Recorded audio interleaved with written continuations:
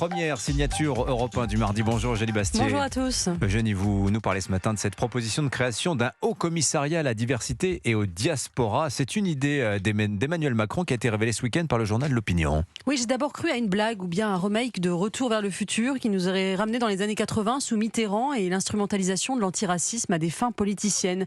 Mais non, c'est bien une idée très sérieuse du président de la République. En vue du sommet Africa Forward qui réunira en mai 2026 le président de la République et les dirigeants africains, l'Élysée souhaite donc créer un haut commissariat à la diversité et aux diasporas afin, je cite, de faire des Français de toutes origines un atout pour la France.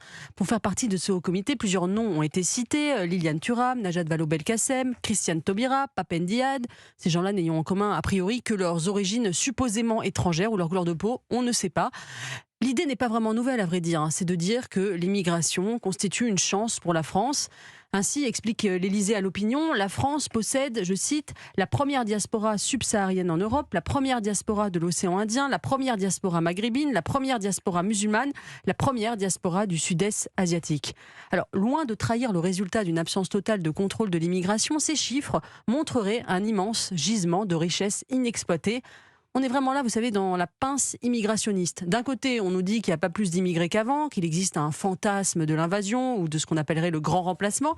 Et de l'autre, on assume de dire que nous avons les plus grandes diasporas d'Europe et que ce serait un atout majeur. La pince immigrationniste. Tiens, qu'est-ce que ça dit de l'idéologie qui anime Emmanuel Macron, Eugénie ? C'est pas la première fois qu'Emmanuel Macron nous fait ce coup. Lui qui avait affirmé qu'il n'y avait pas de culture française est persuadé que la France se définit avant tout par sa diversité. Ainsi, on se souvient qu'il avait demandé à l'historien woke Pascal Blanchard de produire une liste de noms issus de la diversité à disposition des maires pour rebaptiser leurs rues. En 2021, il avait aussi reconnu l'existence d'un privilège blanc en France. Et il avait appelé aussi à plus de diversité dans les grandes écoles.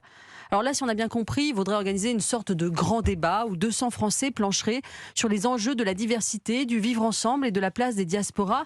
Alors, concernant les critères pris en compte pour déterminer qui ou pas appartient à une diaspora, l'Élysée aurait précisé que ce terme pourrait inclure aussi bien les binationaux, les ultramarins, les Français d'origine étrangère, en remontant jusqu'aux grands-parents. Il faudra donc montrer son certificat de diversité, interdit évidemment aux Français de souche. C'est une sorte de racisme inversé.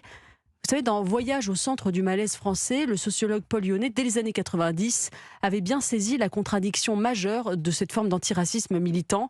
Il prétend réduire le préjugé racial, le rejet de l'étranger, tout en propageant une vision pan-raciale des rapports sociaux, reposant sur l'abandon du principe d'assimilation. Alors, Emmanuel Macron concevrait cet outil comme une réponse au trumpisme, comme il dit. Oui, c'est sans doute ce qu'il y a de plus affligeant dans cette nouvelle idée. Il affirme vouloir contrer la vision trumpienne de l'Europe et la guerre des civilisations qui se prépare.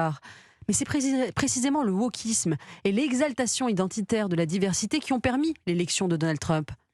Tout se passe comme si, à mesure que l'Amérique se droitise, l'Europe et la France en particulier renouaient avec les vieilles lunes progressistes par pur esprit de contradiction. En 2017, Emmanuel Macron affirmait vouloir la diversité mais pas le multiculturalisme à l'américaine. Aujourd'hui, il adopte le multiculturalisme à l'américaine pour éviter ce qu'il a produit, la révolte des petits blancs qui se sont tournés vers le trumpisme. Chapeau l'artiste. Signature Europe 1, Eugénie Bastier.